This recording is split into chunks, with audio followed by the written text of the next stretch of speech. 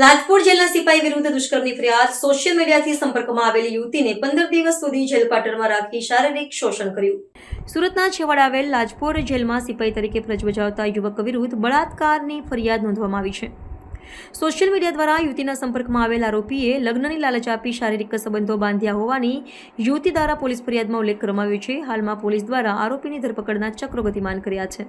રાજપુર ખાતે આવેલ મધ્યસ્થ જેલમાં સિપાઈ તરીકે ફરજ બજાવતા રસિક સુરેશ ચૌધરી મૂળ તાપી જિલ્લાના સોનગઢનો વતની છે. હાલમાં સ્ટાફ ક્વાર્ટરમાં રહેતા રસિક ચૌધરી જૂન મહિનામાં ઇન્સ્ટાગ્રામ પર એક 26 વર્ષીય યુવતી સાથે સંપર્કમાં આવ્યો હતો. શરૂઆતમાં વાતચીત બાદ બંને વચ્ચે મિત્રતા કેળવાઈ હતી. એકબીજા સાથે ચેટિંગ દરમિયાન રસિક ચૌધરીએ યુવતીને લગ્નની લાલચ આપીને પ્રેમ સંબંધ બાંધ્યો હતો.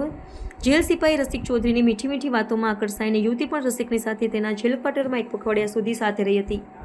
બંને વચ્ચે શારીરિક સંબંધો પણ બંધાયા હતા. જોકે યુવતીને ભોગવ્યા બાદ રસિક ચૌધરીએ પોત પ્રકાશ્યું હતું અને લગ્ન કરવાનો ઇનકાર કરી દીધો હતો.